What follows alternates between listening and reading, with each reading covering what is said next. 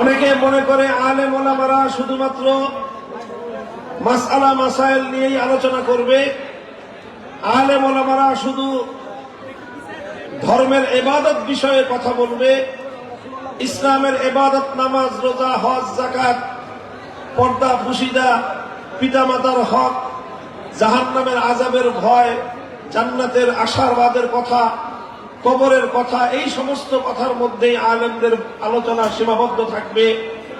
এটা আমাদের সমাজের এক শ্রেণীর মানুষের বদ্ধমূল ধারণা। তারা আলেমদের কাছ থেকে সমাজের অসঙ্গতি নিয়ে কথা শুনতে চায় না। তারা ওলামায়ে কেরামের কাছ থেকে রাজনীতির অঙ্গনে নানা ধরনের কুসংস্কারের বিরুদ্ধে আলেমদের প্রতিবাদী কণ্ঠের আওয়াজ তারা শুনতে অভ্যস্ত নয়। কিন্তু ওলামায়ে কেরামকে মনে রাখতে হবে যে আলেম সমাজের প্রত্যেকটি অসঙ্গতি নিয়ে কথা বলতে আল্লাহর পক্ষ থেকে আদিষ্ট হয়েছেন। আলেম সমাজ আল্লাহর পয়গম্বরের পক্ষ থেকে জাতির প্রতিটি বিচ্যুতির ব্যাপারে জাতিকে সতর্ক করে সঠিক পথ নির্দেশনা দেওয়ার জন্য আদিষ্ট হয়েছেন। সুতরাং আমাদের স্পষ্ট ঘোষণা যে এই জাহেরি সমাজ ব্যবস্থা আমাদের কাছ থেকে যাই শুনতে পছন্দ করুক আর যাই শুনতে অপছন্দ করুক, আমরা আল্লাহর কোরআনের দৃষ্টিতে আল্লাহর পয়গম্বরের সুন্নাহর আলোকে সমাজ রাষ্ট্র রাজনীতির প্রতিটি অসঙ্গতি নিয়ে কথা বলবো, কথা বলতে থাকবো।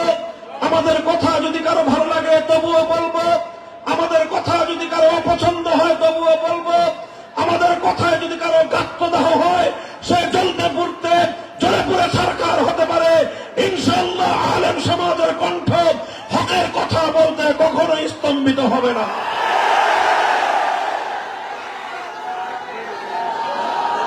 মুহতারাম হাজিরিন, ঠিক এমনই একটি প্রসঙ্গ নিয়ে একটি ঐতিহাসিক প্রেক্ষাপট আলোচনা করে বর্তমান সময়ের সবচেয়ে গুরুত্বপূর্ণ জাতীয় যে ইস্যু সেই বিষয়ে ওলামায়ে কেরামের পক্ষ থেকে প্রতিনিধিত্বশীল কিছু কথা আমি আপনাদের সম্মুখে তুলে ধরব।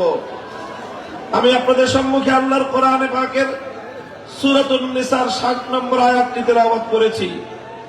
আল্লাহ পাক রব্বুল আলামিন আমার এই তেলাওয়াতকৃত আয়াতের মধ্যে অত্যন্ত ক্ষোভ এবং ঘৃণা নিয়ে এক শ্রেণীর মানুষের ব্যাপারে আশ্চর্য প্রকাশ করেছেন।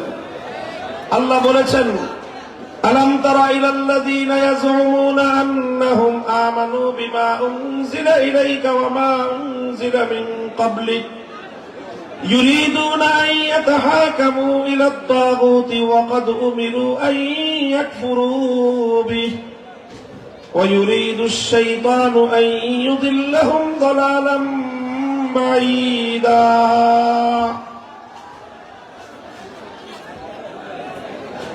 আপনারা এদিকে লক্ষ্য করেন, আওয়াজ করবেন না ভাই। টিন ভাঙেন আর বিল্ডিং ভাঙেন, যাই ভাঙেন, আওয়াজ করেন না। শান্ত হন, শান্ত হন। আপনারা কেউ শব্দ করবেন না ভাই, কোন আওয়াজ করবেন না। এগুলো একটা ব্যবস্থাপনার জন্য মাদ্রাসার পক্ষ থেকে ইন্তেজামিয়ার পক্ষ থেকে এটা দেওয়া হয়েছে। আপনারা বিশৃঙ্খলা করবেন না মেহেরবানি করে, মাহফিলটা আমাদেরকে সমাপ্ত করতে দেন। আপনারা এইভাবে এই কেউ টিনে হাত দিবেন না, কেউ টিনে হাত দিবেন না, দয়া করে কেউ টিনে হাত দিবেন না। আপনারা পেছন দিকে সরে যান, পেছন দিকে সরে যান, সামনের দিকে চলে যান, নাহলে একটা আওয়াজ শুনতে থাকেন। দেখতে হবে এমন কোন জরুরি কিছু না। মেহেরবানি করে এত বড় মজমাকে বিশৃঙ্খল করবেন না আপনারা কেউ। এখানে যারা আছেন আর নতুন করে কোনো টিন ভাঙার চেষ্টা করবেন না।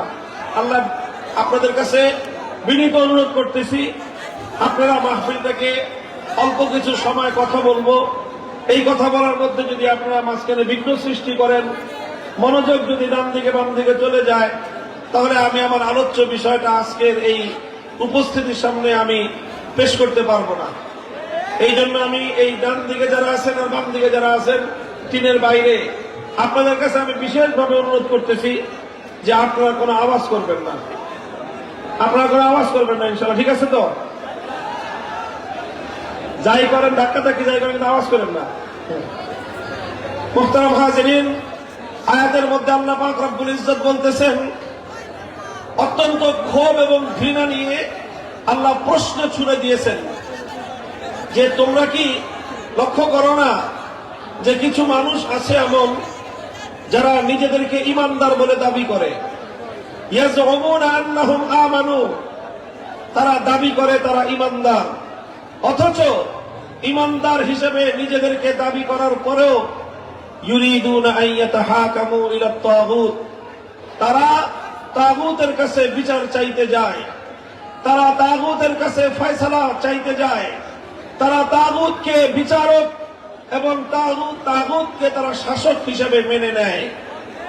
আল্লাহর কোরআন বলতে চায় যে যে ব্যক্তি নিজেকে ইমানদার বলে পরিচয় দিবে সে কশ্চিনকালেও কোনো তাগুতকে মেনে নিতে পারে না। একজন মানুষ ইমানদার এবং তাগুতে বিশ্বাসী হতে পারে না। আর হয় তারা তাগুতকে অস্বীকারী হয়। যারা তাগুতকে বিশ্বাস করে তারা কশ্চিনকালেও ইমানদার হতে পারে না।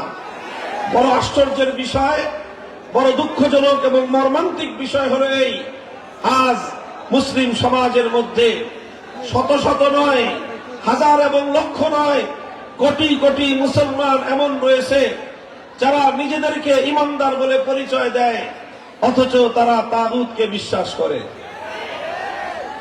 তারা তাগুতে বিশ্বাসী হওয়ার কারণে তারা নিজেদেরকে যতই ইমানদার পরিচয় দিক, তাদের আইডেন্টি কার্ডে, তাদের পরিচয় পত্রে যতই ধর্ম হিসেবে মুসলিম লেখা থাকুক, তাদের নাম যতই আব্দুস সালাম, আব্দুল মুমিন এই নাম থাকুক, যখনই তারা তাগুতের উপর বিশ্বাস স্থাপনকারী হবে তখন তারা ইমানদার এবং মুসলিম হতে পারে না। এটা হলো অত্যন্ত গুরুত্বপূর্ণ একটা বিষয়। সমাজের অসংখ্য অগণিত মানুষ এই তাগুতে বিশ্বাস থাকার কারণে তারা নিজেদেরকে মূর্খতাবশত, অজ্ঞতাবশত নিজেদেরকে ইমানদার বলে মনে করে, অথচ কোরআন এবং হাদিসের ফয়সালায় তারা স্পষ্টভাবে মুশরিক এবং তারা কাফের ও বেঈমান। এই জন্য আমি আমার আলোচনার সুবিধার্থে লম্বা আলোচনা করব না, আমি বলতেছি আপনারা মেহেরবানি করে আওয়াজ করবেন না। আমার আলোচনার সুবিধার্থে আমি প্রথমে আপনাদের কাছে তাগুতের পরিচয় তুলে ধরতেছি। তাগুত কাকে বলা হয়?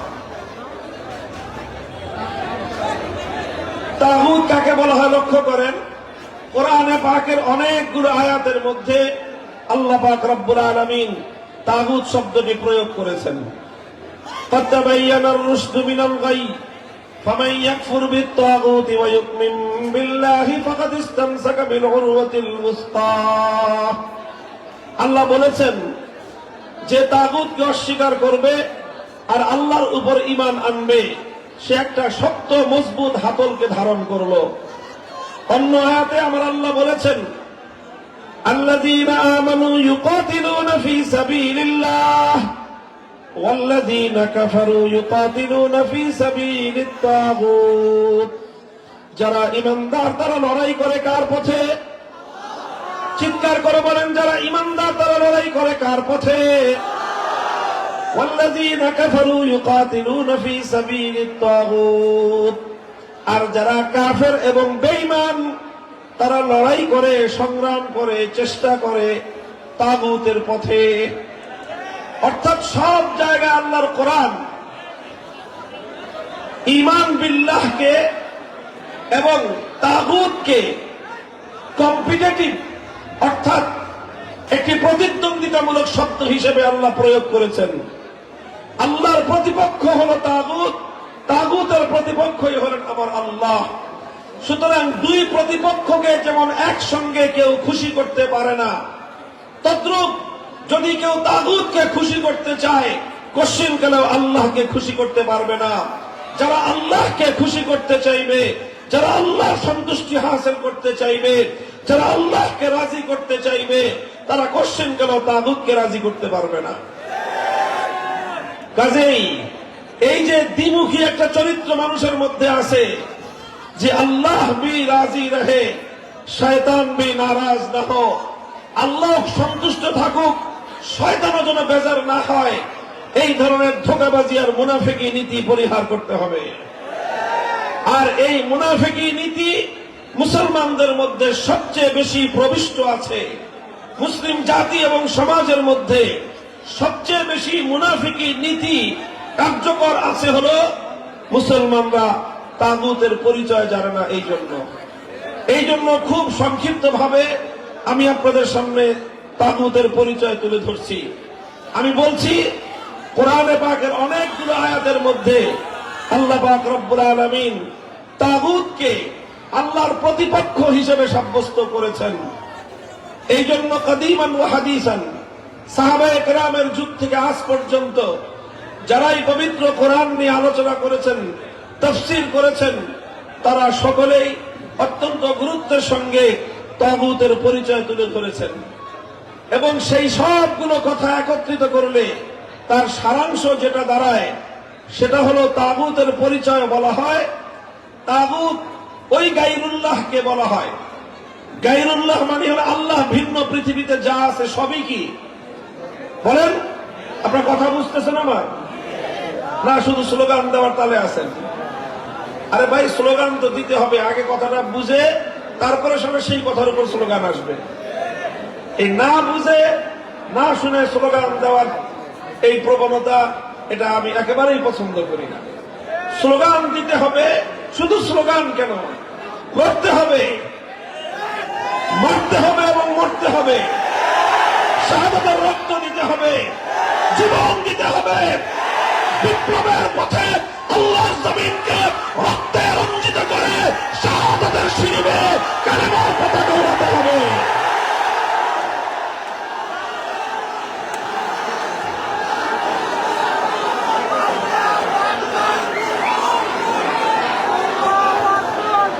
তবে এই সব কিছু করতে হবে, বুঝে না বুঝে? চিৎকার করবেন, বুঝে না বুঝে? আমাদের অত্যন্ত গুরুত্বপূর্ণ মৌলিক প্রশ্ন আজ, আমার কথা বুঝেন, নবীন ওলামায়ে কেরাম ভালো করে বুঝবেন।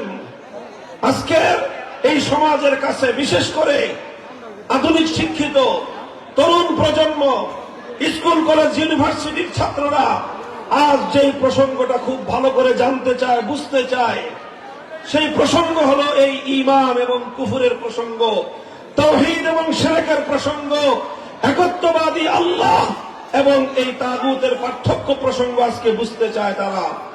আর এই আবেগ, এই চেতনা তাদের মধ্যে সৃষ্টি হয়েছে বলে বাংলাদেশে 5ই আগস্টের বিপ্লব হয়েছে। 5ই আগস্টের বিপ্লব শুধু আলেম ওলামারা করে নাই, 5ই আগস্টের বিপ্লব শুধু কওমি মাদ্রাসার ছাত্ররা করে নাই, বরং 5ই আগস্টের বিপ্লব এদেশের কওমি আলিয়া স্কুল কলেজ ইউনিভার্সিটির সকল প্রজন্মের ছাত্র জনতা, ইয়াং জেনারেশন, তরুণ প্রজন্ম ঐক্যবদ্ধ হয়ে যে বিপ্লব করেছে, সেই বিপ্লবের অন্যতম চেতনা ছিল আল্লাহর জমিন থেকে সমস্ত তাগুতি শক্তির শেকড় সহ উপড়ে ফেলা। কাজেই এটা আজ গুরুত্বপূর্ণ প্রসঙ্গ, এটা বুঝতে হবে আমাদেরকে, ছাত্র জনতাকে বুঝতে হবে, তরুণ আলেমদেরকে বুঝতে হবে, জাতির কাছে এই মেসেজ পৌঁছে দিতে হবে। আমি বলছি তাগুতের পরিচয়, ডেফিনিশন, সংজ্ঞা বলছি তাগুত কাকে বলা হয়। খুব সহজ ভাষায় বলতে গেলে আমি বলছিলাম, গায়রুল্লাহ বুঝেন? বলেন, সকলে জবাব দেন, গায়রুল্লাহ বুঝেন? গায়রুল্লাহ মানে কি? আল্লাহ ছাড়া। গায়রুল্লাহ মানে এই পৃথিবীতে আল্লাহ ছাড়া যা আছে সবই আল্লাহ ছাড়া, কায়নাতের মধ্যে যা আছে সব কি গায়রুল্লাহ। তো কোন গায়রুল্লাহকে যদি আল্লাহর আসনে বসানো হয়, সেই গায়রুল্লাহকেই বলা হয় তাগুত। যেই গায়রুল্লাহকে আল্লাহর আসনে বসানো হবে সেই গায়রুল্লাহ কি? তাগুত। যে গায়রুল্লাহ নিজে অথবা অন্য কেউ তাকে আল্লাহর আসনে বসানোর পর সে তার প্রতি সম্মত থাকবে, সেই গায়রুল্লাহকেই তাগুত বলা হবে। আরো সহজ ভাষায় যদি বলি, আমার আল্লাহ পাক রব্বুল আলামিনের কিছু বৈশিষ্ট্য আছে যেটা আল্লাহর জন্য নির্ধারিত, যে বৈশিষ্ট্য আল্লাহ ছাড়া অন্য কারো জন্য বৈধ নয়, এমন কিছু বৈশিষ্ট্য আল্লাহর রয়েছে। আল্লাহর সেই বৈশিষ্ট্যগুলো যদি কোন গায়রুল্লাহর জন্য সাব্যস্ত করা হয়, তখনই সেই গায়রুল্লাহ তাগুতে পরিণত হয়। যেরকম সহজ দৃষ্টান্ত দিলে আপনারা বুঝবেন, ইবাদতের একমাত্র মালিককে। চিৎকার করবেন, একেবারে মাহফিলের শেষ পর্যন্ত বলবেন, ইবাদতের একমাত্র মালিক কে? ইবাদতের একমাত্র উপযুক্ত কে? এখন যে ইবাদত একমাত্র আল্লাহর প্রাপ্য, সেই ইবাদত যদি আল্লাহ ছাড়া কোনো গায়রুল্লাহকে দেওয়া হয়, তাহলে সেই গায়রুল্লাহকেই বলা হয় তাগুত। যেমন ইবাদত কেউ যদি আল্লাহকে না করে লাত, মানাত, উজ্জা, হুবাল এই সমস্ত দেব দেবতাকে ইবাদত করে, তাহলে সেই দেব দেবতাগুলোকেই বলা হয় তাগুত। এটা ছিল সেই যুগের তাগুত। আর আজকের যুগে এই যে দুর্গা, সরস্বতী, কালী নামে যত মূর্তির পূজা মানুষ করে, এই প্রত্যেকটা মূর্তিকে মানুষ আল্লাহর আসনে বসায়। যে ইবাদত এক আল্লাহর উপযুক্ত ছিল, যে ইবাদত একমাত্র আল্লাহর জন্য নির্ধারিত ছিল, সেই ইবাদতকে আল্লাহর জন্য না করে দুর্গার জন্য করলো, কালীর জন্য করলো, সরস্বতীর জন্য করলো, নানা ধরনের মূর্তির জন্য করলো। সুতরাং এই মূর্তিগুলা যখনই মানুষ এই মূর্তির পূজা করে, তখনই এই মূর্তিগুলো তাগুতে পরিণত হয়। এটা মানুষ বুঝে, এটা মুসলমানরা বুঝে যে আল্লাহ ছাড়া অন্য কোন গায়রুল্লাহর পূজা করা যাবে না। কেন? তাহলে একত্ববাদ থাকবে না। ইবাদতের উপযুক্ত একমাত্র কে? আল্লাহ। ইবাদত যেরকম একমাত্র আল্লাহ, আল্লাহ একমাত্র যেরকম ইবাদতের উপযুক্ত, আল্লাহ এই মহাবিশ্বের মধ্যে একমাত্র ইবাদত প্রাপ্য, ঠিক তদ্রূপ ইবাদতের মতো আল্লাহ পাকেরও আল্লাহর আরেকটা অনন্য বৈশিষ্ট্য রয়েছে, যেটা আল্লাহর জন্য নির্ধারিত। সেটা হলো এই কায়নাতের মধ্যে, গোটা সৃষ্টি জগতের মধ্যে চূড়ান্ত ভাবে আনচ্যালেঞ্জেবল, অর্থাৎ যেই বিষয়কে কেউ চ্যালেঞ্জ করতে পারবে না, কেউ যেটাকে প্রশ্ন করতে পারবে না, কেউ যেটাকে বাতিল করতে পারবে না, এইরকম চূড়ান্ত ভাবে এই মহাবিশ্বের মধ্যে বিধান দেওয়ার একমাত্র মালিককে। আল্লাহর কোন বিধানকে দুনিয়ার কোন কর্তৃপক্ষ চ্যালেঞ্জ করার অধিকার রাখে না। আল্লাহর কোন বিধানকে দুনিয়ার কোন ব্যক্তি বা কোন কর্তৃপক্ষ বাতিল করার অধিকার রাখে না। আল্লাহর কোন বিধানের ব্যাপারে দুনিয়ার কোন কর্তৃপক্ষ, দুনিয়ার কোন ব্যক্তি প্রশ্ন করবার অধিকার রাখে না। এই প্রশ্নহীন চূড়ান্ত বিধান দেওয়ার একমাত্র মালিককে, ইবাদতের একমাত্র মালিককে, বিধান দেওয়ার চূড়ান্ত ক্ষমতার মালিক একমাত্র কে? ইবাদতের মধ্যে যদি কেউ আল্লাহ ছাড়া কোন গায়রুল্লাহর ইবাদত করে, তাহলে এটাকে বলা হয় শিরক ফিল ইবাদাহ, অর্থাৎ ইবাদতের মধ্যে শিরক করলো কেউ। ঠিক তদ্রূপ যেই আইন তৈরি করবার একচ্ছত্র চূড়ান্ত ক্ষমতা আল্লাহর জন্য নির্ধারিত, সেই আইন তৈরি করার ক্ষমতা যদি কেউ আল্লাহ ছাড়া অন্য কোন গায়রুল্লাহকে প্রদান করে, অন্য কোন ব্যক্তি অথবা কোন গোষ্ঠীকে যদি কেউ প্রদান করে, অন্য কোন গোষ্ঠী যদি আল্লাহর কোন আইনকে চ্যালেঞ্জ করে কোন আইন তৈরি করে, তাহলে সেই ব্যক্তি এবং সেই গোষ্ঠীও তাগুতে পরিণত হয়। মুহতারাম হাজিরিন, আমরা তাওহীদ ফিল ইবাদাকে বিশ্বাস করি, কিন্তু তাওহীদ ফিল হাকিমিয়াহ, আইন তৈরি করার ক্ষেত্রে সার্বভৌম আইন তৈরি করবার ক্ষমতা যে একমাত্র আল্লাহর, এই বিষয়ে লক্ষ কোটি মুসলমান বিভ্রান্তিতে পড়ে থাকবার কারণে তারা স্পষ্ট শিরকে লিপ্ত হয়েও নিজেদেরকে ইমানদার বলে ভাবে। আর আল্লাহ পাক এই ধরনের নামধারী ইমানদারদের ব্যাপারে ক্ষোভ এবং ঘৃণা প্রকাশ করে বলেছেন, নিজেদেরকে ইমানদার বলে পরিচয় দেয়, অথচ বিচার চাওয়ার সময় তারা তাগুতের কাছে বিচার চাইতে চায়। আল্লাহ বলতে চান, যারা তাগুতের কাছে বিচার চাইতে পারে তারা আল্লাহর উপর ইমানদার হতে পারে না। কথাটা বোঝা গেল? তাহলে আল্লাহর জায়গায় যদি কোনো গায়রুল্লাহর ইবাদত করা হয়, সেই গায়রুল্লাহকে কি বলা হয়? জোরে বলেন। আল্লাহর পরিবর্তে কোনো গায়রুল্লাহর যদি ইবাদত করা হয়, সেই গায়রুল্লাহকে কি বলা হবে?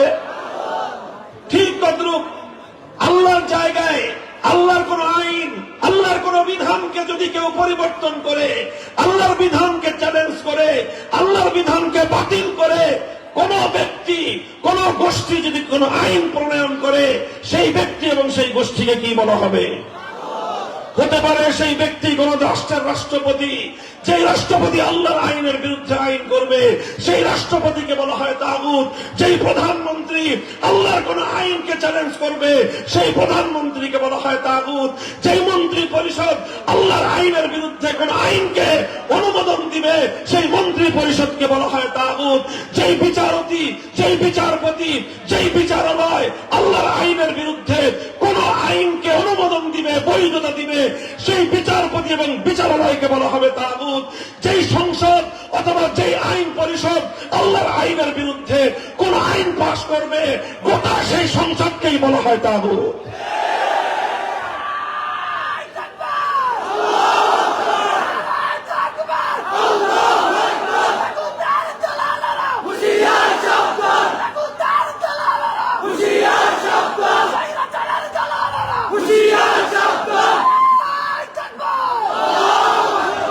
মোহতারাম হাজিরিন, এই তাগুত আপনারা চিন্তা করেন, কোন মুসলমান যে নাকি নিজেকে ইমানদার বলে পরিচয় দেয় তাকে যদি দুর্গার পূজা করতে বলা হয় সে রাজি হবে?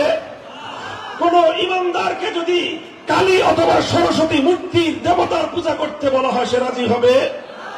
যেমনি ভাবে কোন গায়রুল্লাহর পূজা করতে কোন ইমানদার রাজি হতে পারে না, ঠিক তদ্রুপ আল্লাহর আইনের বিরুদ্ধে সংসদ যখন কোন আইন পাশ করে, আল্লাহর আইনের বিরুদ্ধে মন্ত্রী পরিষদ যখন কোন আইনের অনুমোদন দেয়, আল্লাহর আইনের বিরুদ্ধে কোন রাষ্ট্র ব্যবস্থা যখন কোন আইন করে, কোন ইমানদার নিজের দেহে এক ফোঁটা রক্ত থাকতে, দেহে প্রাণের স্পন্দন থাকতে আল্লাহর আইনের বিরুদ্ধে যত বড় রাষ্ট্র হোক না কেন রাষ্ট্রের সে আইনকে সে মানতে পারে না।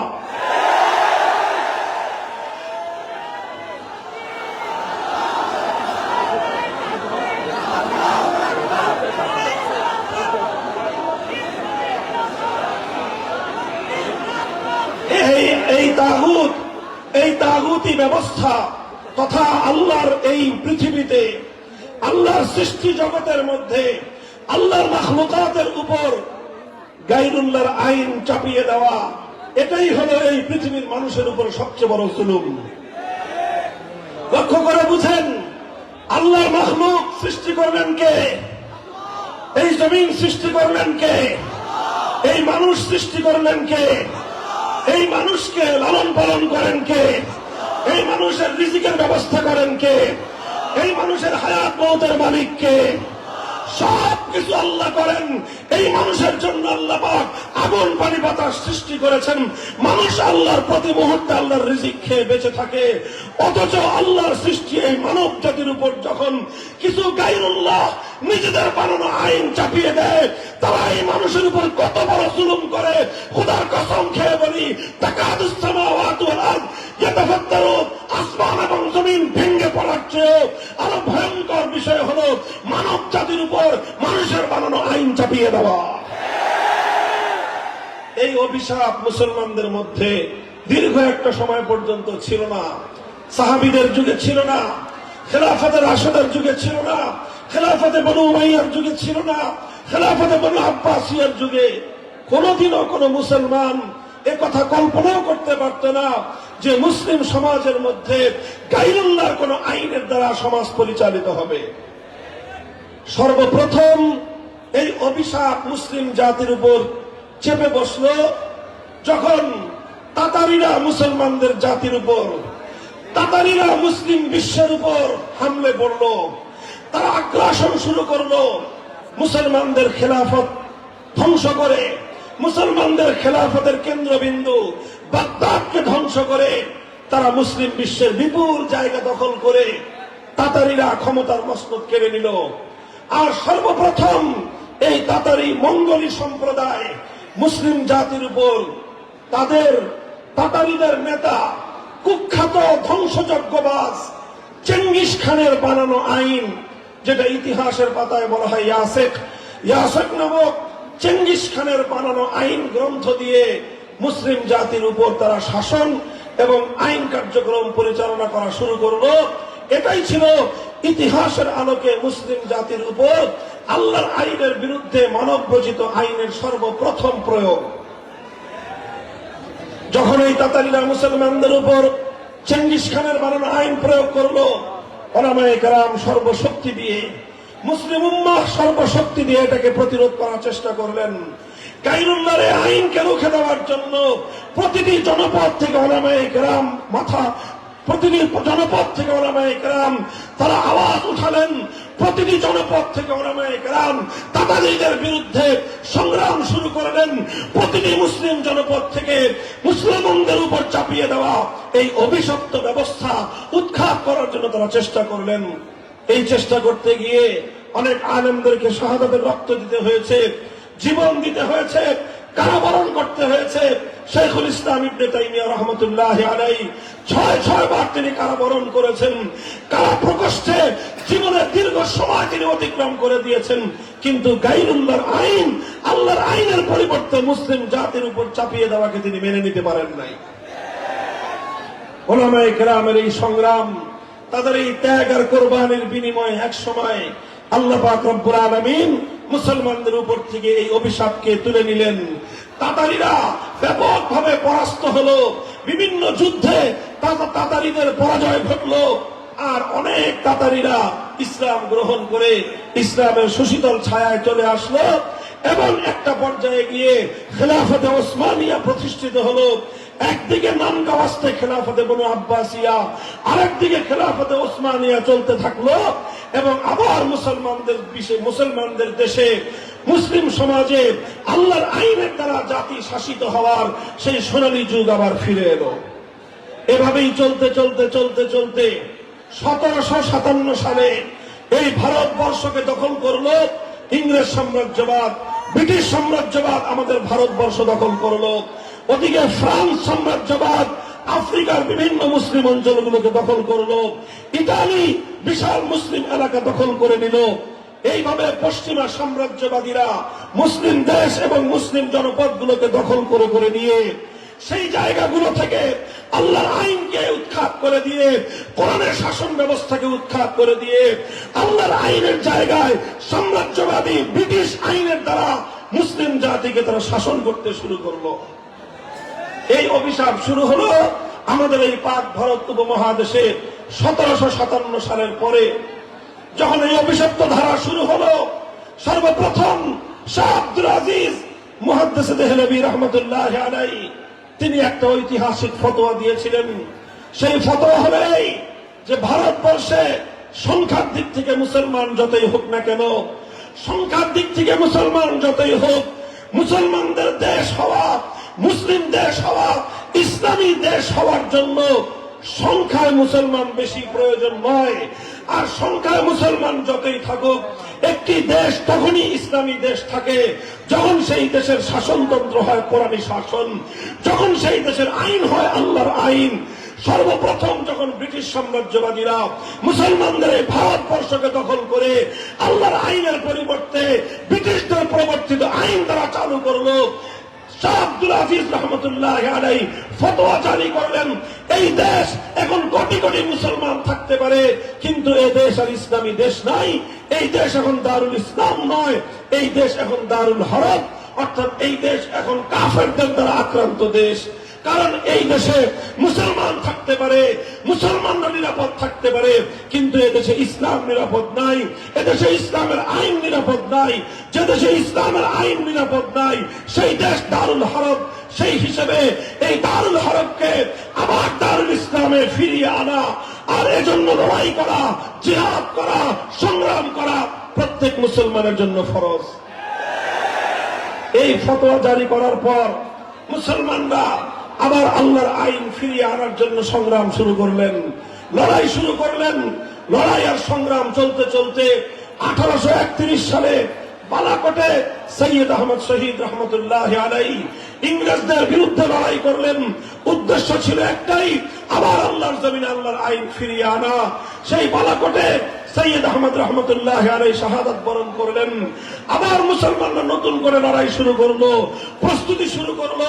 আবার 1857 সাল এলো। 1857 সালে হাজী আমদাদুল্লাহ মুহাজির মক্কি রহমতুল্লাহি আলাইহি আল্লাহর জমিনে আল্লাহর আইন বাস্তবায়নের জন্য খেলাফতের ঘোষণা দিলেন এবং তিনি আমিরুল মুমিনিন হিসেবে মুসলমানদের উপর আল্লাহর আইন প্রয়োগ করার ঘোষণা দিলেন। মুহতারাম হাজিরিন, দুর্ভাগ্যজনক আমরা আজকে হাজী ইমদাদুল্লাহ মুহাজির মক্কি রহমতুল্লাহ আলাইকে শুধুমাত্র সাইয়্যিদুত তায়েফা, সকল পীরদের পীর হিসেবে আমরা পরিচয় দিয়ে থাকি।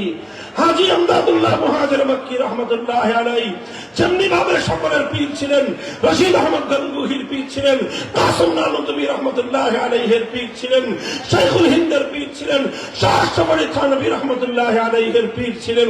কিন্তু এমনি একদিকে যেমন তার পীরের পরিচয় ছিল, সঙ্গে সঙ্গে তিনি এই উম্মতের, এই ভারতবর্ষের আমিরুল মুমিনিন ছিলেন।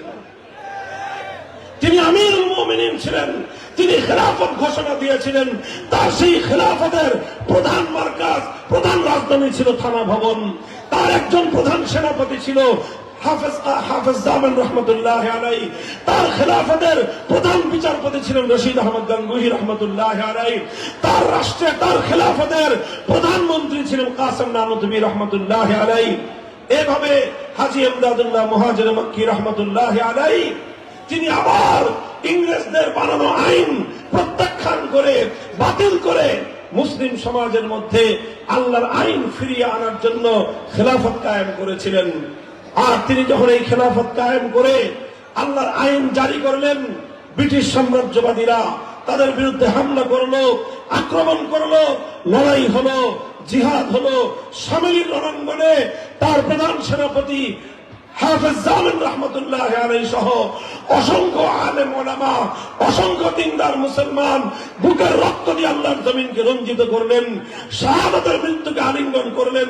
হাজার হাজার ওলামায়ে কেরাম ফাঁসি কাস্টে ঝুললেন। বুক খালি হলো ওলামায়ে কেরামের মায়েদের, বিধবা হলেন আলেমদের স্ত্রীরা, ইতিম হলো আলেমদের সন্তানেরা। সমস্ত জুলুম তারা চোখ বুজে সহ্য করলেন, হাসি মুখে তারা বরণ করে নিলেন।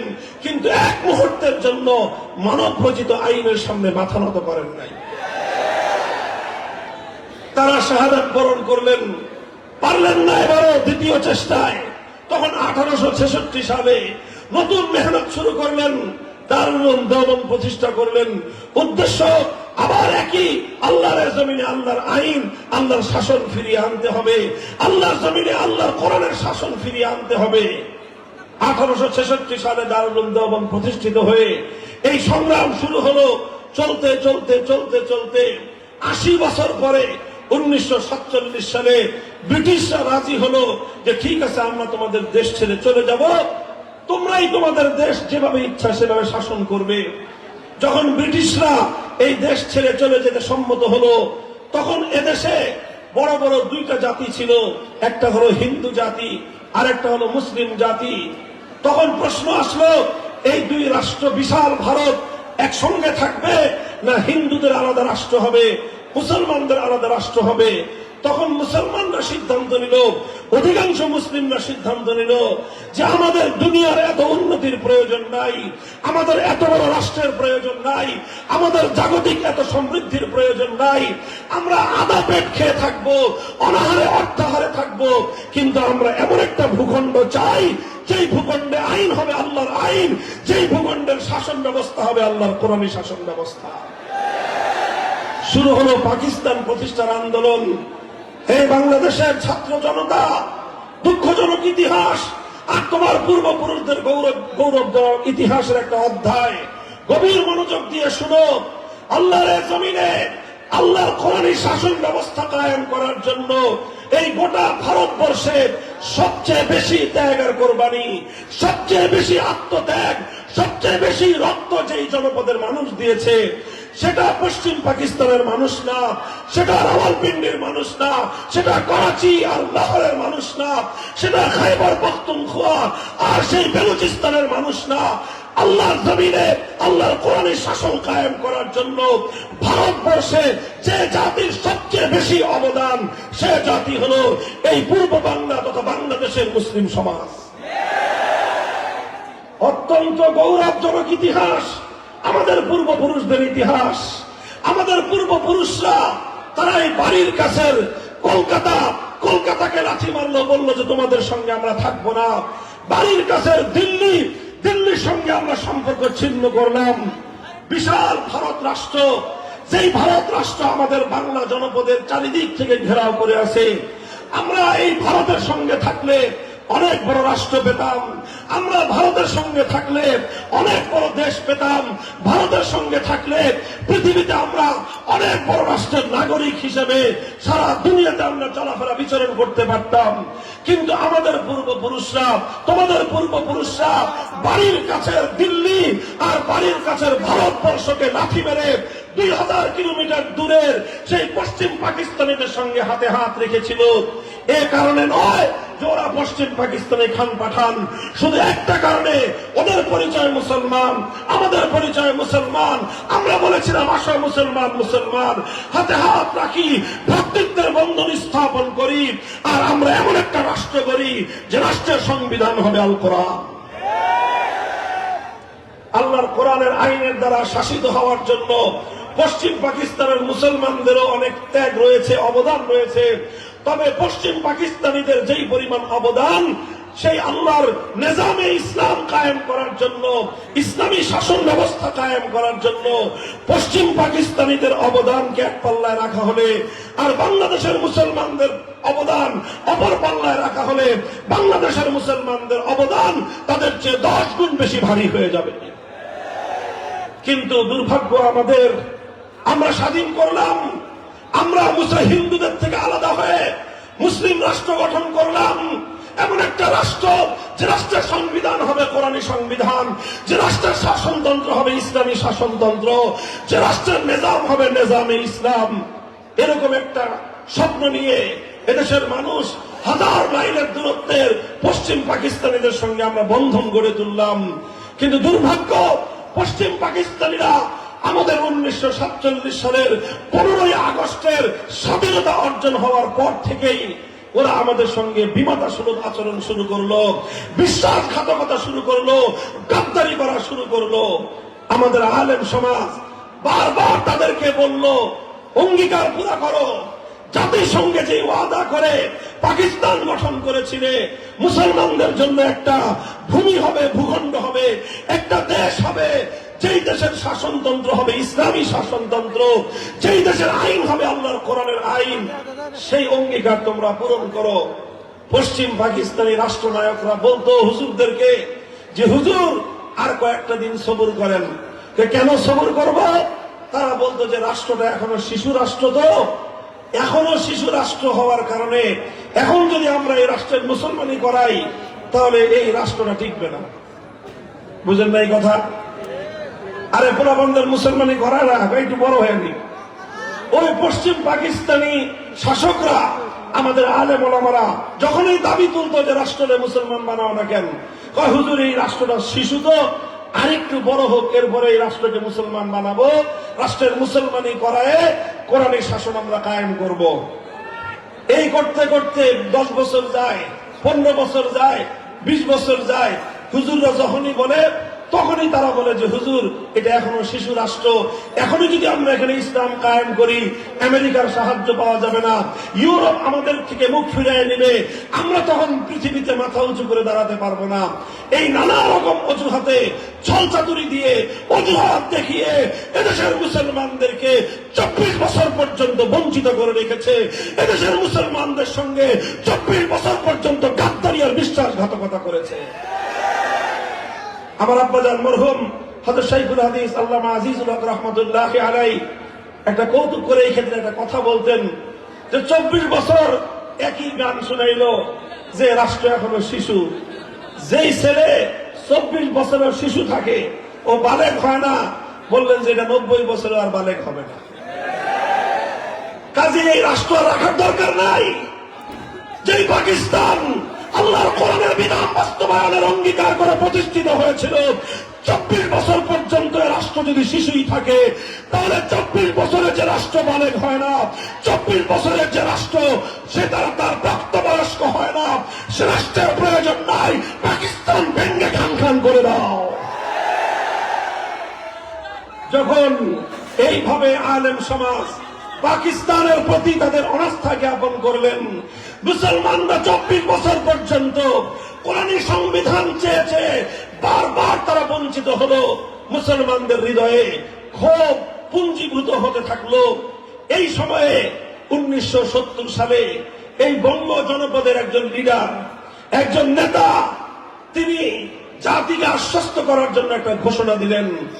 সেই ঘোষণা হলো যে আমরা যদি বিজয়ী হতে পারি তাহলে কোরআন সুন্নাহ বিরোধী কোনো আইন করব না, কোরআন সুন্নাহ বিরোধী কোনো আইন করবেন না। এই কথাটা কে বললেন? শেখ মুজিবুর রহমান সাহেব। তিনি এই তার জন্মের ইতিহাসে সবচেয়ে ভালো কোনো কাজ যদি করে থাকেন তাহলে তার এই ভালো কাজটা ছিল 1970-এর জাতীয় নির্বাচনের সময় জাতির সঙ্গে তিনি একটা অঙ্গীকার করেছিলেন যে কোরআন সুন্নাহ বিরোধী কোনো আইন তিনি করবেন না। এটা আমাদের মোল্লা মৌলবীদের মুখের কথা নয়, এটা বাংলাদেশের স্বাধীনতার দলিলপত্র ঘেটে দেখেন। 1970 সালের জাতীয় নির্বাচনের আগে আওয়ামী লীগের যে নির্বাচনী ইশতেহার ছিল, সেই নির্বাচনী ইশতেহারের মধ্যে জাতির সঙ্গে প্রকাশ্যে ওয়াদা করা হয়েছিল কোরআন সুন্নাহ বিরোধী কোনো আইন তারা করবেন না। এরপরে কি দেখলাম আমরা? তিনি নির্বাচনে পাশ করলেন, বিজয়ী হলেন, মানুষ অন্ধভাবে তাকে ভোট দিল, বিপুল পরিমাণ ভোট পেয়ে মানুষের জনসমর্থন নিয়ে নির্বাচিত হলেন। কিন্তু পশ্চিম পাকিস্তানিরা বাংলাদেশি নেতার কাছে তারা ক্ষমতা হস্তান্তর করল না। তার পরিবর্তে 25শে মার্চ ভয়াল কালো রাতে ঘুমন্ত বাংলার মানুষের উপর তারা ঝাঁপিয়ে পড়ল, নির্বিচারে হত্যাকাণ্ড চালালো। 26শে মার্চ বাংলাদেশের পক্ষ থেকে স্বাধীনতা যুদ্ধের ঘোষণা দেওয়া হলো। 9 মাসের রক্তক্ষয়ী মুক্তিযুদ্ধের মধ্য দিয়ে 1971-এর 16ই ডিসেম্বর বাংলাদেশ স্বাধীনতা লাভ করলো। আর এই 9 মাস শেখ মুজিবুর রহমান সাহেব পশ্চিম পাকিস্তানিদের খাস মেহমানদারিতে তিনি আপ্যায়িত হলেন। এরপরে বাংলাদেশ স্বাধীন হওয়ার পর তিনি সেখান থেকে মুক্ত হলেন। মুক্ত হয়ে সোজা গেলেন ইংল্যান্ডে। ইন্দিরা গান্ধীর সঙ্গে তার সাক্ষাৎ হলো, বৈঠক হলো, কথা হলো। ভারতের প্রধানমন্ত্রী ইন্দিরা গান্ধী শেখ মুজিবুর রহমান সাহেব বাংলাদেশে আসার সময় তার মুজিব কোটের পকেটের মধ্যে একটা ছোট চিরকুট ধরিয়ে দিলেন।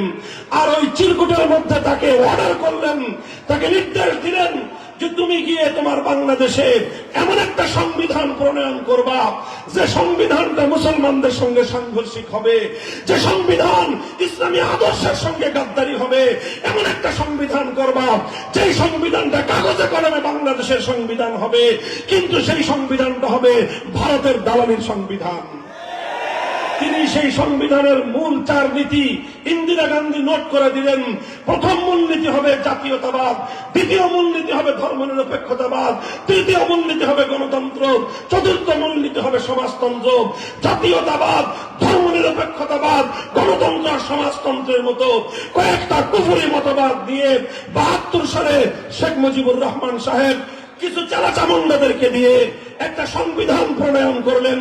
যেই সংবিধানের মধ্যে সর্বপ্রথম 70-এর জাতীয় নির্বাচনের আগে তিনি জাতির সঙ্গে যে অঙ্গীকার করেছিলেন কোরআন সুন্নাহ বিরোধী কোনো আইন করবেন না, সর্বপ্রথম তিনি সেই সংবিধানে ইসলামী রাজনীতিকে নিষিদ্ধ ঘোষণা করে আল্লাহর কোরআনের আইনের সঙ্গে সবচেয়ে বড় গাদ্দারি আর বিশ্বাসঘাতকতা করলেন।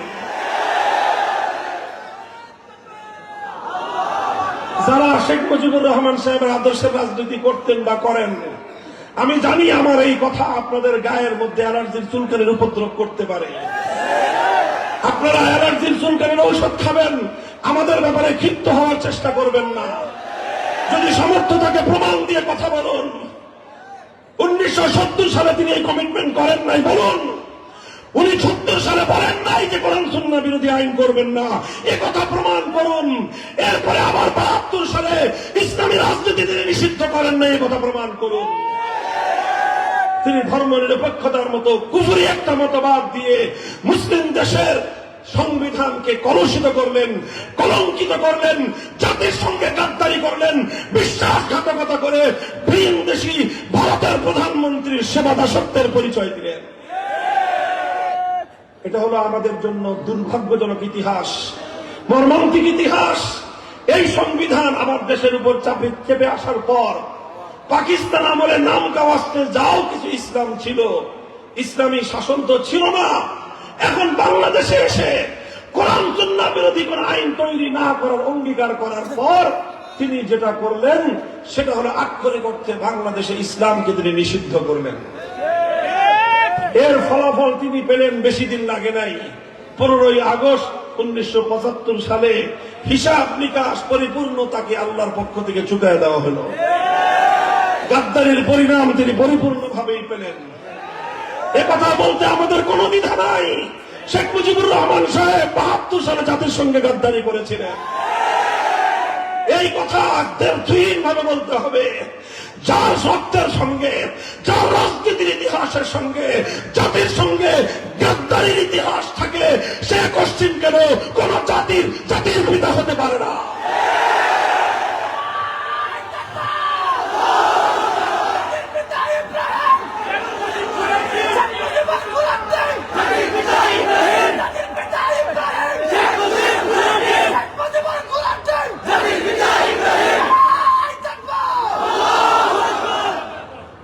মোহতারাম হাজিরিন, আমি এই আলোচনা, দীর্ঘ আলোচনাকে সংক্ষিপ্ত করে সার নির্যাস আপনাদের সামনে বর্ণনা করতেছি, কারণ আমি কারেন্ট ইস্যু, বর্তমান আমার সমাজ, এই রাষ্ট্রের সবচেয়ে গুরুত্বপূর্ণ ইস্যুকে আমি আপনাদের পক্ষ থেকে, আলেম সমাজের পক্ষ থেকে জাতির সামনে উপস্থাপন করতে চাই।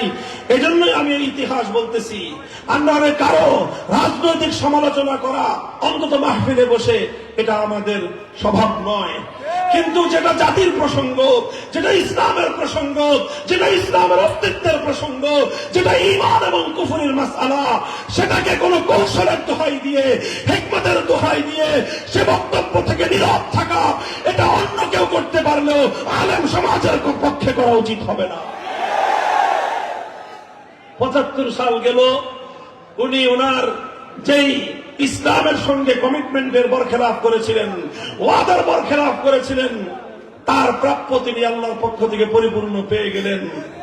পরবর্তী রাষ্ট্রনায়ক যারা আসলো, তারা নামকাওয়াস্তে কিছু সংস্করণ আনার চেষ্টা করলো।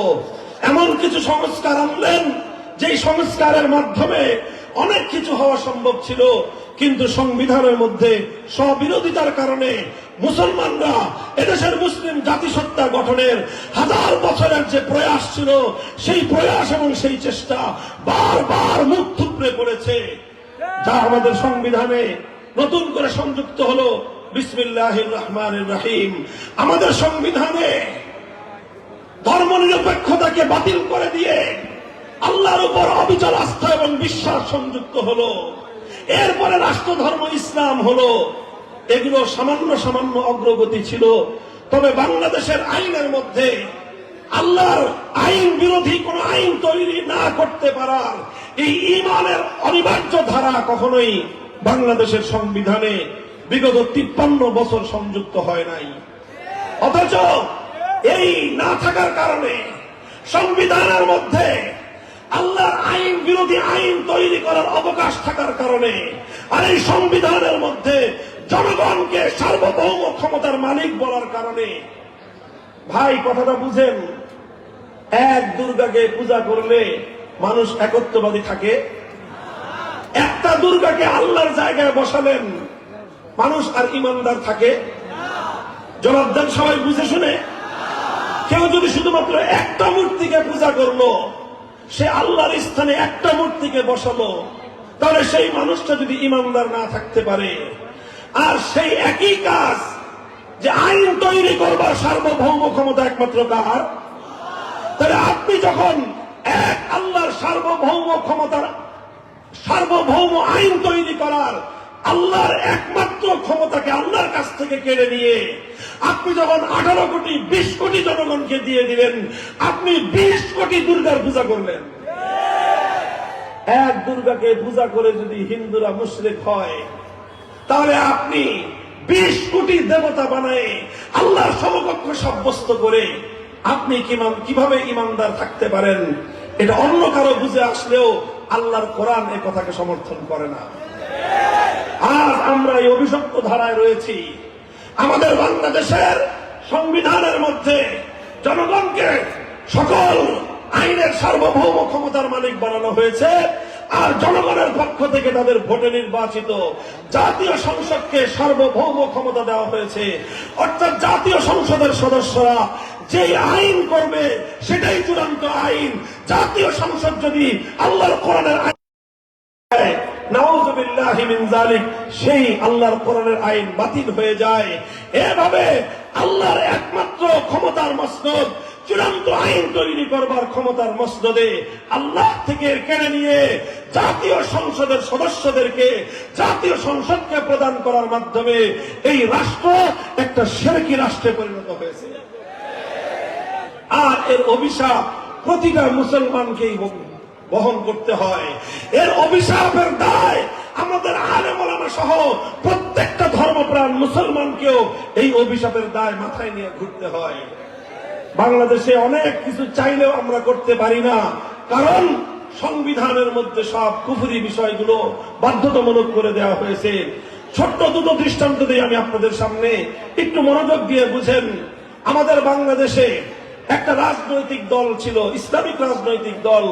দলটার নাম ছিল ইসলামী শাসনতন্ত্র আন্দোলন। জানেন? আপনি নামটা শুনেছেন? ইসলামী শাসনতন্ত্র আন্দোলন।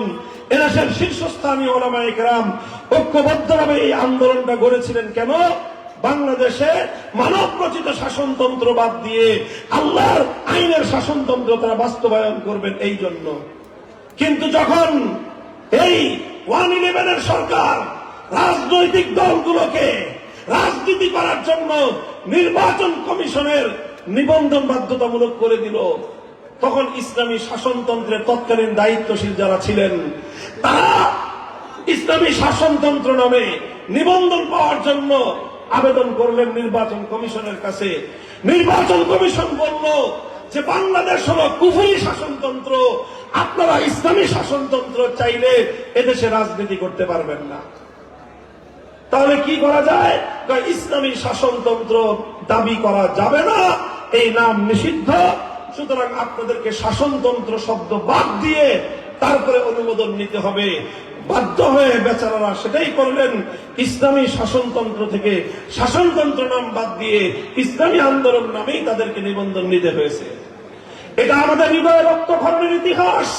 আমি জানি না আপনাদের হৃদয় রক্তক্ষরণ হয় কিনা, কিন্তু আমি যখন বিবেচনা করি, হায় এই দেশ, এদেশ থেকে শাহজালাল এজন্য গৌর গোবিন্দকে বিতাড়িত করেছিলেন। এই সেই দেশ যেই দেশের জন্য হাজী শরীয়তুল্লাহ ফরাজি আন্দোলন করেছিলেন, বাংলার মানুষ যেন ফরজ বিধান পালন করতে পারে। আর আজ হাজী শরীয়তুল্লাহ রক্তের উপর দাঁড়িয়ে স্বাধীন দেশে ইসলামী শাসনতন্ত্র শব্দটাও আমাদের উচ্চারণ করার অধিকার নাই। এই বুঝি মুসলমানদের দেশ?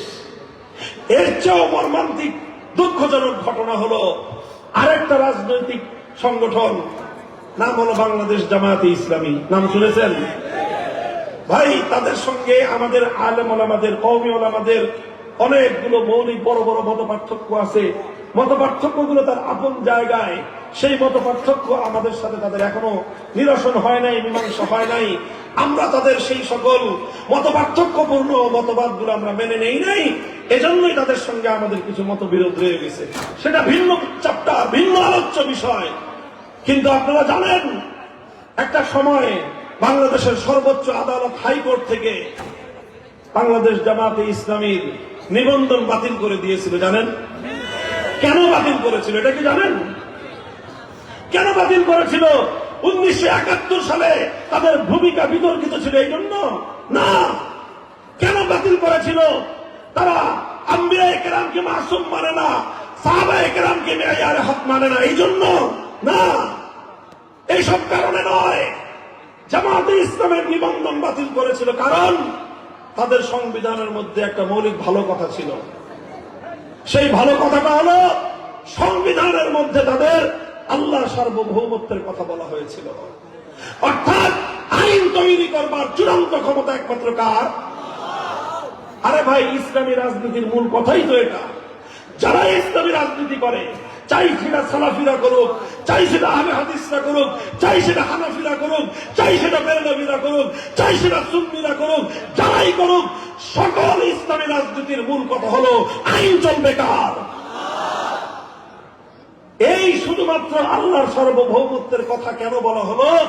এই কারণে বাংলাদেশের সর্বোচ্চ আদালত জামায়াতে ইসলামী, বাংলাদেশ জামায়াতে ইসলামীর নিবন্ধন বাতিল করে দিল যে তোমরা যেহেতু আল্লাহর একত্ববাদে বিশ্বাসী, বাংলাদেশ আল্লাহর একত্ববাদে বিশ্বাসী নয়, সুতরাং শিরকের এই দেশে আল্লাহর একত্ববাদের রাজনীতি করা যাবে না। ও মুসলমান, আরামে ঘুমাও, তোমরা আরামে ঘুমাও।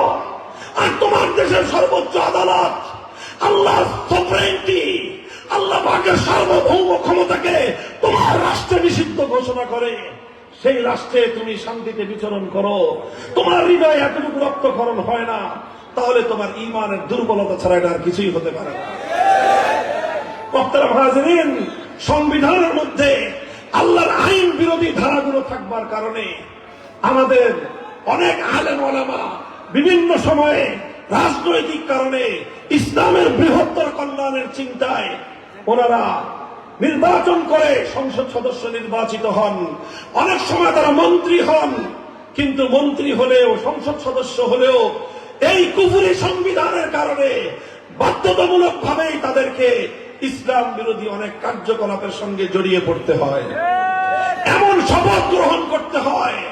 সংবিধানের রক্ষা করার জন্য সংসদ সদস্যদেরকে যে শপথ গ্রহণ করতে হয়, সেই শপথ স্বাভাবিক অবস্থায় কোন মুসলমানের জন্য গ্রহণ করা বৈধ ছিল না। শুধুমাত্র সংসদ সদস্য পদ টিকিয়ে রাখার খাতিরে তামিল করে কোন রকম ব্যাখ্যা করে এটাকে বৈধতা বলা হয়, কিন্তু প্রকৃত অর্থে আসলে এটা বৈধ নয়। আমরা মন্ত্রী হলে সব মন্ত্রীদের সঙ্গে যেতে হবে শহীদ মিনারে, যেতে হবে স্মৃতিসৌধে, সেখানে গিয়ে মৃত ব্যক্তিদের আত্মার প্রতি শ্রদ্ধা জানিয়ে পুষ্পস্তবক, ফুলের তোড়া উপহার দিতে হবে। ওলামায়ে কেরামকে জিজ্ঞাসা করেন, চার মাযহাবের আলেমদেরকে জিজ্ঞাসা করেন, আল্লাহর পয়গম্বরের সহিহ হাদিসগুলো কি বলে? কোনভাবে কোন মৃত ব্যক্তির জন্য এইরকম কোন স্মৃতিসৌধ নির্মাণ করা ইসলামের মধ্যে বৈধ নাই, এরকম বেদি তৈরি করা বৈধ নাই। আবার সেই বেদির মধ্যে ফুলের তোড়া উপহার দেওয়া মৃত ব্যক্তির জন্য ইসলাম এই শরীয়তের মধ্যে এটা বৈধ নাই। এরকম অসংখ্য অগণিত ইসলাম বিরোধী কার্যকলাপ আমাদের করতে হয়, কারণ ওই সংবিধানের মধ্যে ভূত বসে আছে, শিরকের ভূত। সংবিধানের মধ্যে বসে আছে শিরকের ভূত। ও মুসলমান, আজ আমি তোমাদের সামনে এই আলোচনাটা কেন উত্থাপন করলাম? কারণ এখন বাংলাদেশের সবচেয়ে গুরুত্বপূর্ণ ইস্যু হলো সংবিধান সংস্কার। এই সংস্কারের জায়গায় নানা জনে নানা কথা বলতেছে। আমাদের লোকজন টেবিলে গিয়ে ফাইলপত্র নিয়ে অনেক ভালো ভালো কথা জমা দিয়ে আসছে, কিন্তু আমাদের অভিজ্ঞতা হলো এই ফাইলপত্র লিখে দিলে, সুন্দর সুন্দর কাগজে সুন্দর সুন্দর কথা লিখে দিলে এই সকল লোকদের কানের মধ্যে আওয়াজ যায় না। এই জন্য আমরা স্পষ্ট ভাষায় আমাদের বক্তব্য পরিষ্কার করে তুলছি। এই যে 5ই আগস্টের বিপ্লবোত্তর এই বিপ্লবী বাংলাদেশে যে সংবিধান হবে, সেই সংবিধানে এমন ধারা সংযুক্ত থাকতে হবে, কোরআন সুন্নাহ বিরোধী যে কোনো আইন, যে কোনো ধারা, যে কোনো নীতিমালা বাংলাদেশে বাতিল আর অকার্যকর বলে গণ্য হবে। এই ধারা সংযুক্ত করতে হবে। আর জাতির পিতার প্রশ্নের স্থায়ী সমাধান করতে হবে। আমরা বিতর্কিত এক ব্যক্তিকে যেরকম জাতির পিতা মানি না, ঠিক আবার অনেকে আমেরিকান মডেলে 14টা পিতা জাতির কান্দে বসায় দেওয়ার ধান্দা করতেছে। আমরা এক বাবা মানি না, এই বিতর্কিত বাপ। আর এই বহু বাপের জাতি হওয়ার এই থিওরিকেও বাংলাদেশের মানুষ এটাকে অ্যাকসেপ্ট করবে না। আমাদের কথা হলো এই বিতর্কের কোনো প্রয়োজন নাই। আমরা মুসলিম জাতি হিসেবেই সেই 1905 সালে পূর্ববঙ্গ আলাদা হয়েছিলাম পশ্চিমবঙ্গ থেকে। আমরা মুসলিম জাতিসত্তার ভিত্তিতে 1947 সালে ভারতকে তালাক দিয়েছিলাম। আমরা কোরআন সুন্নাহর আইন তৈরি করার জন্যই 1971 সালে পশ্চিম পাকিস্তানের থেকে আমরা স্বাধীনতা অর্জন করেছিলাম। সুতরাং আমরা মুসলিম জাতিসত্তার পরিচয় নিয়ে আমরা আমাদের জাতীয় পরিচয় গড়ে তুলতে চাই। আর মুসলমানদের জন্য আল্লাহর কোরআন স্পষ্ট ভাষায় পিতার পরিচয় দিয়েছেন, মিল্লাতা আবিকুম ইব্রাহিম। হুয়া সাম্মাকুমুল মুসলিমিন, পৃথিবীতে মুসলমান হিসেবে যারা পরিচিত তাদের সকলের জাতির পিতাকে। সুতরাং ইব্রাহিম আলাইহিস সালাম আমাদের জাতির পিতা, এরপরে আর কোন জাতির পিতার প্রয়োজন নাই।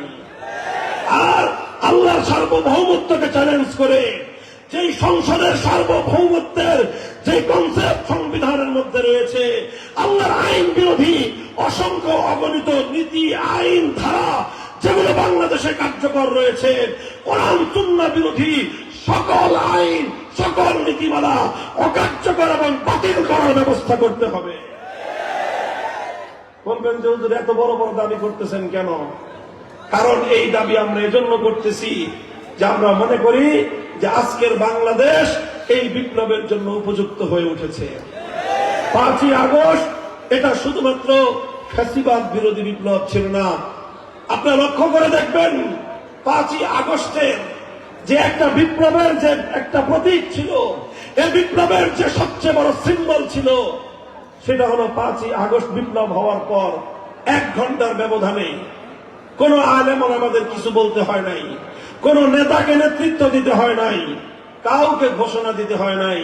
টেকনাফ থেকে তেতুলিয়া পর্যন্ত শিরকের সংস্কৃতি, শিরকের প্রতীক, দেব দেবীর মূর্তি, যত নেতা নেত্রীর মূর্তি, এদেশের তৌহিদ প্রিয় জনতা মুহূর্তের মধ্যে সমস্ত মূর্তি ভেঙ্গে গুড়িয়ে দিয়েছে। মূর্তির মাথায় বসে এদেশের মানুষ পেশাব করে প্রমাণ করে দিয়েছে এদেশের মানুষ কোন মূর্তির কালচারকে আর বরদাস্ত করবে না।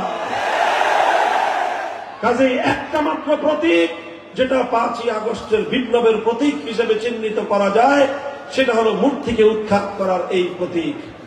কাজেই এখান থেকে স্পষ্ট লক্ষণ পাওয়া যায়, যদিও 5ই আগস্টের বিপ্লব পূর্ণাঙ্গ ইসলামের বিপ্লব নয়, তবে 5ই আগস্টের বিপ্লবের মাধ্যমে সেই ফ্যাসিবাদ উৎখাত হয়েছে যারা আল্লাহর জমিনে ইসলামী বিপ্লবের পথে 50 বছর ধরে সবচেয়ে বেশি বাধা এবং অন্তরায় তৈরি করেছে।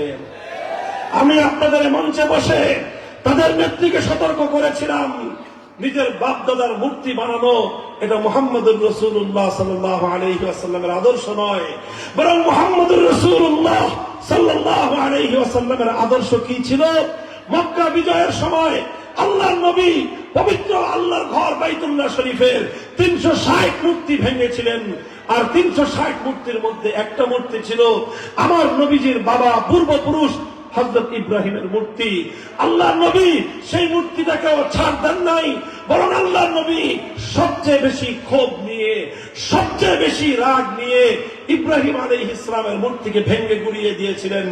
ইব্রাহিম আলাইহিস সালামের মূর্তি ভাঙার আগে আল্লাহর নবী বলেছিলেন, কাতালাহুমুল্লাহ, যারা ইব্রাহিম আলাইহিস সালামের মূর্তি বানায় তাদের উপর আল্লাহর অভিশাপ করুক।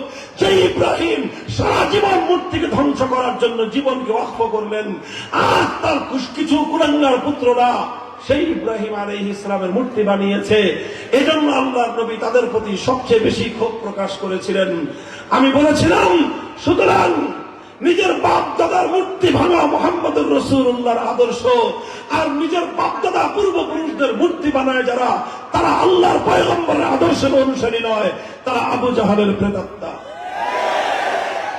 এই কথাটা নাকি ওনার কলিজার মধ্যে গিয়ে আঘাত লাগছে। আমাকে অনেকেই বলছে, অনেকেই জিজ্ঞাসা করে যে ভাই আমার বিরুদ্ধে এত খেপলো কেন? গোটা রাষ্ট্রযন্ত্র নিয়ে, গোটা রাষ্ট্রের সকল শক্তি নিয়ে, গোটা পুলিশ বাহিনী, গোটা সমস্ত গোয়েন্দা সংস্থাগুলোকে নিয়ে, গোটা রাষ্ট্রকে নিয়ে আমি একজন ব্যক্তি, সাধারণ মানুষ, আমার বিরুদ্ধে উনি এইভাবে যুদ্ধে ঝাঁপিয়ে পড়লেন কেন? কয় হুজুর জানেন না, আপনাদের কলিজার ভিতরে আঘাত করছেন।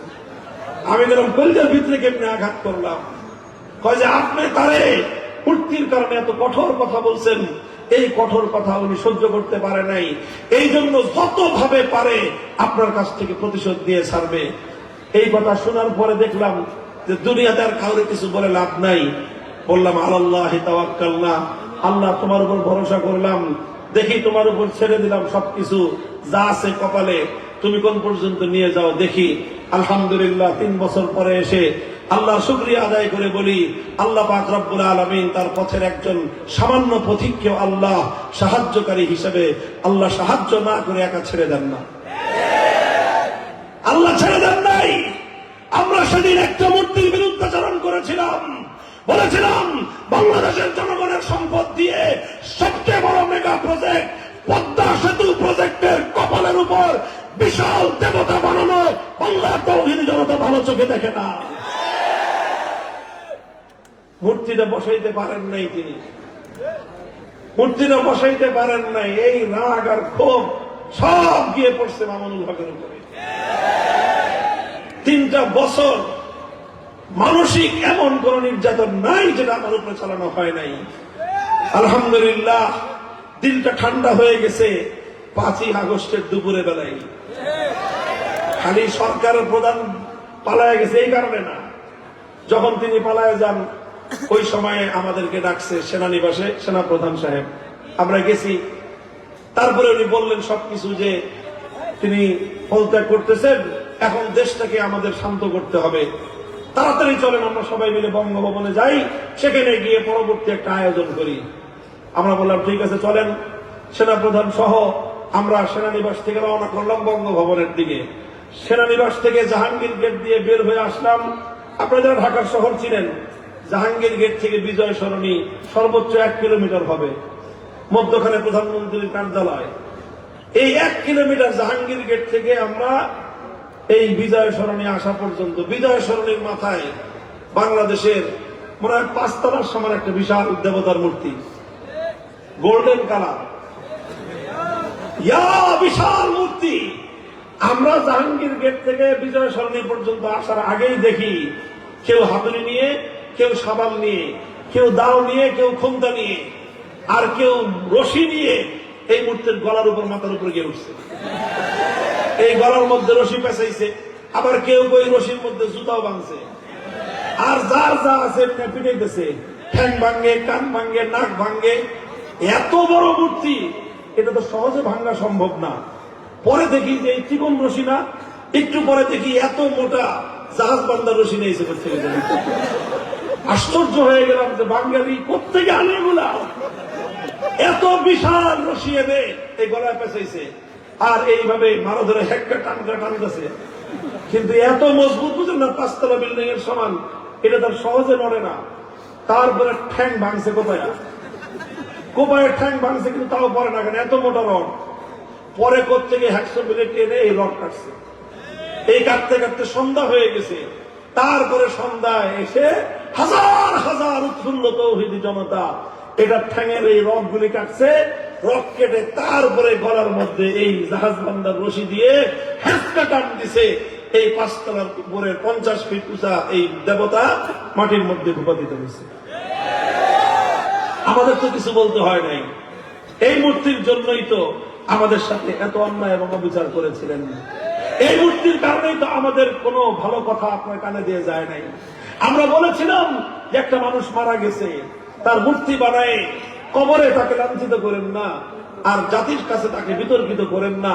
তার যা মান সম্মান প্রাপ্য তিনি দুনিয়ার মানুষের কাছ থেকে পেয়েছেন, আমলের হিসাব আল্লাহর কাছ থেকে পাবেন। আপনারা মাঝখান দিয়ে খামাখা এই লোকটাকে জাতির সামনে বিতর্কিত করবার, অপমানিত করবার এই উদ্যোগ নিয়েন না। আমাদের কথাগুলো ভালো লাগে নাই। তিনি করলেন বাংলাদেশের প্রত্যেকটা জেলায় জেলায়, থানায় থানায়, উপজেলায় উপজেলায় মূর্তি দিয়ে। এই দেশটা ছিল মসজিদের দেশ, এই দেশটাকে তিনি মূর্তির দেশে পরিণত করেছিলেন। এদেশের মানুষ কতটা ক্ষোভ ছিল মূর্তির বিরুদ্ধে আপনারা জানেন। সুপ্রিম কোর্টে একটা মূর্তি বসাইছিল, মনে আছে? থেমিসের মূর্তি। এটা প্রথম বসাইছিল সুপ্রিম কোর্টের সামনে বাইরের দিকে। আমাদের ওলামায়ে কেরামের আন্দোলনে পরে বাইরের দিক থেকে এটাকে সংরক্ষিত সুপ্রিম কোর্টের চতুর্দিক দিয়ে ঘেরাও করা বিল্ডিং গুলোর মধ্যখানে একেবারে কলজার উপর এই থেমিসের মূর্তি বসাইছিল। 5ই আগস্টের পরে এক কাজে আমি সুপ্রিম কোর্টে গেছি, হাইকোর্টে। আমার কৌতূহল যে থেমিস কই, কই থেমিস ফেমিস অর্থাৎ বেদি ছিল, সেই বেদি সহ বাঙালিরা সব খাওয়া করে দিচ্ছে। ওই থেমিস মূর্তির আর কোন নাক নিশানা কোনো কিছুই খুঁজে পাওয়া যায় না, কই গেছে আল্লাহই জানে। আলহামদুলিল্লাহ, এটা প্রমাণ করে বাংলার মানুষের হৃদয়ে আজও শাহজালালের চেতনা বিদ্যমান। যখনই এদেশে কোন গৌর গোবিন্দের আবির্ভাব হবে, শাহজালালের সন্তানরা আল্লাহু আকবার বলে আবার ঝাঁপিয়ে পড়বে।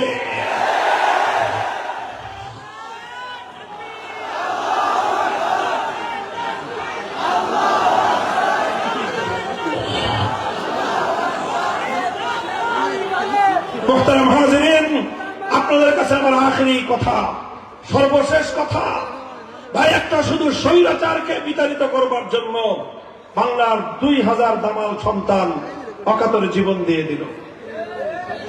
মৃত্যুকে দেখে সামনে মরণ, নিশ্চিত মরণ যেন এদেশের মুক্তি পাগল জনতা কিভাবে আগে গিয়েছে আপনারা দেখেন নাই? একটা ছবি, একটা কথা সামাজিক যোগাযোগ মাধ্যমে ব্যাপক প্রচার করে নাই? স্বরাষ্ট্রমন্ত্রীকে একজন পুলিশ কর্মকর্তা বলতেছে, স্যার গুলি করি মরে একটা, বাকিটি যায় না, বলে নাই? অর্থাৎ একজন মরে, একজন সাথীর সাক্ষাৎ শহীদী মৃত্যু দেখে একজনকে গুলির মুখে মাটিতে পাখির মতো পড়ে যেতে দেখে তার সাথীরা পিছপা হয় না, বরং আরো শতগুণ শক্তি নিয়ে স্বৈরাচারের বিরুদ্ধে বাংলার দামাল ছেলেরা যুদ্ধের জন্য এগিয়ে আসে। আরে এটা তো একটা স্বৈরাচারের বিরুদ্ধে এদেশের মানুষের এই প্রেরণা।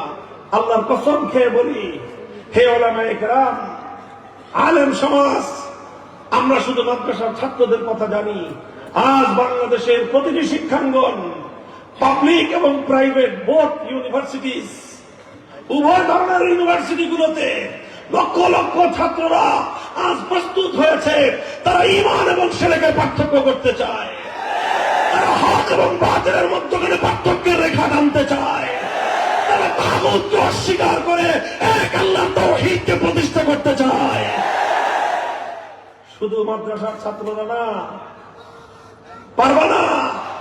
তোমরা মাদ্রাসাগুলোকে জঙ্গি প্রজনন কেন্দ্র বলে মাদ্রাসাকে দমন করতে চেয়েছো। প্রতিটি বিশ্ববিদ্যালয়ের চত্বর থেকে আল্লাহর দ্বীনের সৈনিক তৈরি হচ্ছে।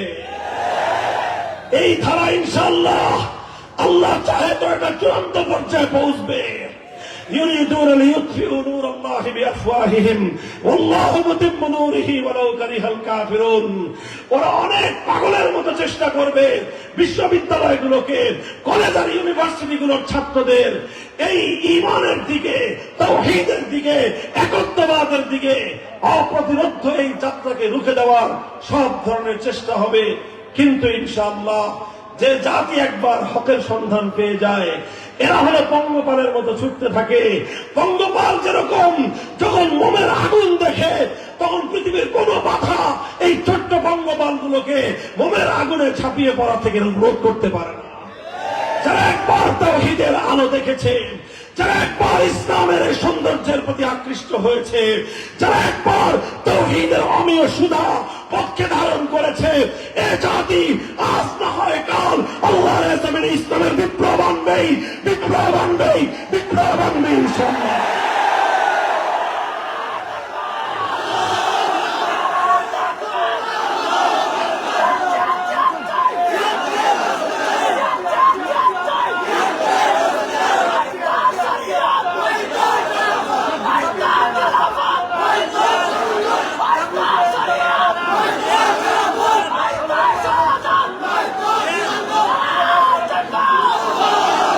এই জন্য কথা শুনেন, 5ই আগস্টে যেভাবে এক আবু সাঈদ এই বিপ্লবের জন্য বুক পেতে জালিমের বুলেটকে বুকের মধ্যে বরণ করে নিয়েছে, এই বুলেট আবু সাঈদের প্রাণ কেড়ে নিয়েছে কিন্তু তাকে মারতে পারে নাই।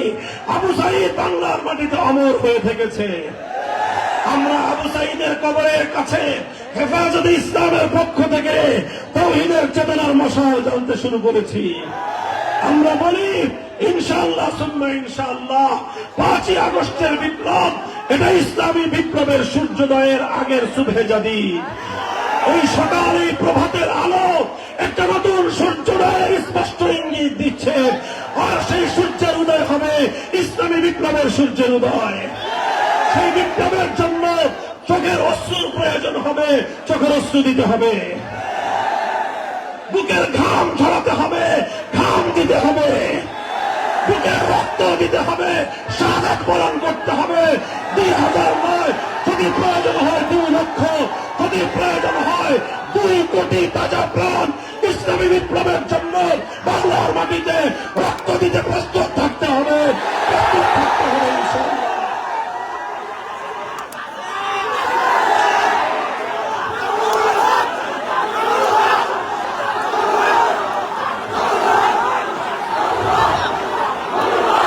কবুল করেন। শুনেন, প্রস্তুতি গ্রহণ শুরু করেন, প্রস্তুতি গ্রহণ শুরু করেন। আমরা এদেশে গণবিপ্লবের মাধ্যমে, জনতার বিপ্লবের মাধ্যমে রাষ্ট্র ক্ষমতা ইসলামকে কায়েম করবো ইনশাআল্লাহ। কোন আপোষকামিতার মাধ্যমে নয়, আপোষকামিতার জোড়াই পথে নয়, কোন কুজুরি মতবাদের কাছে মাথা নত করে নয়। গণবিপ্লবের মাধ্যমে রক্তের স্রোত বেয়ে ইসলাম রাষ্ট্র ক্ষমতায় অধিষ্ঠিত হবে ইনশাআল্লাহ। প্রস্তুতি নেন, প্রস্তুতি ইনশাআল্লাহ। আছেন তো?